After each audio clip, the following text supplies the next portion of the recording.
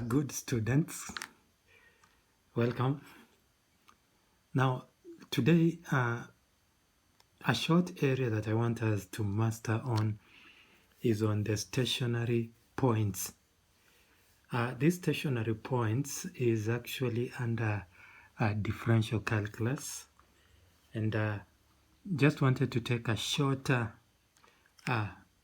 moment to discuss what the stationary points are, some of the types of the stationary points, and also how to know to find those stationary points, and also how to classify them. We know there are different types of the stationary points. Now, to start with, we need to know that stationary points, these stationary points are points, these stationary points are points where the gradient, that is dy dx, is 0. So these are points, you need to know that these are points where the gradient is 0. In other words, at stationary points, dy dx usually equals to 0. Now, if those stationary points, if we know that for stationary point dy dx equals to 0, then it's easier to find those stationary points, but whereby we differentiate the function and then we equate it to 0 to find those particular stationary points. Now, these stationary points normally are classified into 3. We have what we call the minimum turning point. And for this minimum turning point, we usually study the nature of the gradient to the left. Like for this one, if to the left the gradient is negative, then goes to 0, and then goes to positive, then such a turning point is what we are referring to this case as the minimum turning point. Or if you don't want to follow that one, you can also take the second differential of that function, and if you find the second differential of the function and substitute the turning point, and you get that is greater than 0, then it tells you that that is a minimum turning point. Now, the second turning point for this case is the maximum turning point. Now, for the maximum turning point, again, we can study the gradient to the left, and if we find the gradient to the left is positive, and then goes to 0, and then goes to negative, then such a curve or such a turning is then referred to as the maximum turning point. And for this turning point, again, we can also get it by use of the second differential. If you find the second differential is less than 0 at the turning point, then that turning point is a maximum turning point. Similarly, the third one we refer to is at point of inflection. For this point of inflection, it can actually behave twice. You can have the negative, which goes, you have the negative coming, let's say the positive first, the positive going up, and then going to 0, and then again going to another positive like that one. So you see, it's been from a positive to a 0, then to a positive, or we can have a negative to a 0, then to a negative, right? Where it drops, relaxes, drops again negative. Then such points, we refer to them as point of inflection. This one too can also be gotten by second differential. If you have dy squared dx squared being equals to 0 at that turning point, then that is the point of inflection. Now, once we know these 3 points of turning points, Then I can demonstrate it with a short example to show how we find those turning points and how we classify them. Now, you are told on this short question that you are given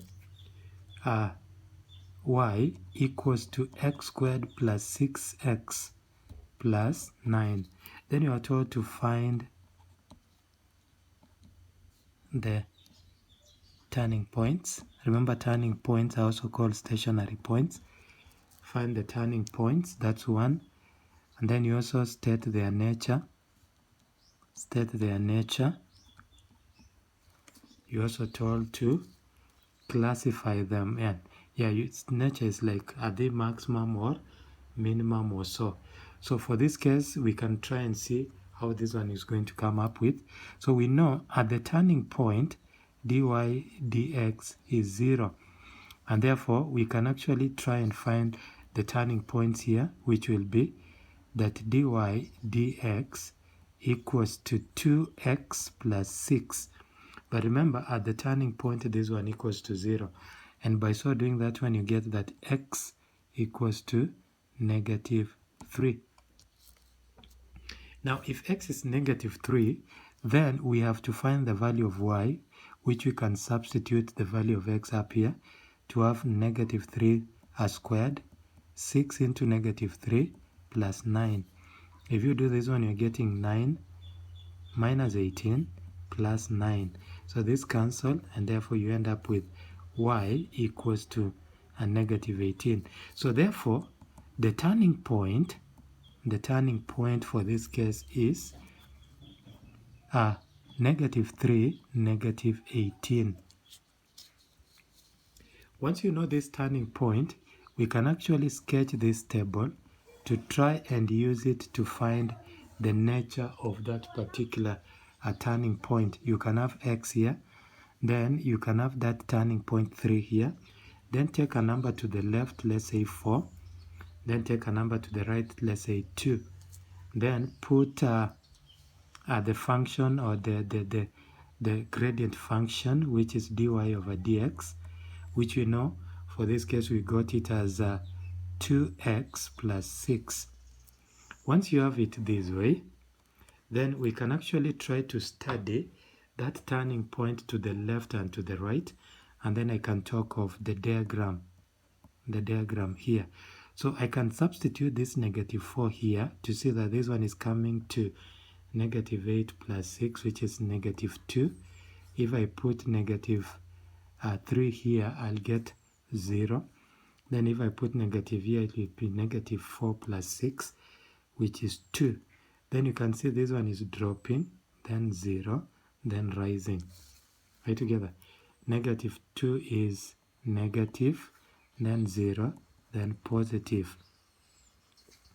Now from here, then we can comfortably say that the turning point negative 3, negative 18 is indeed a minimum turning point. But on a quick note, we can actually do this one in the same way by saying, for example, that if dy over dx is indeed 2x plus 6, then it means that d squared y dx squared, the second differential, is indeed 2. And by look of things, that you can see d squared y over dx squared is actually greater than 0. And we said earlier, if it is greater than 0, that if d squared y over dx squared is greater than 0, then that particular turning point is minimum. Are you together? So if you can go for the second differential and get a number that is greater than 0, then it tells you that that particular turning point is a minimum turning point. So I believe that demonstration has enabled you to understand how to classify those turning points according to the behavior of that gradient to the left and to the right of that turning point. Thank you, and follow me for more lesson to follow. Great.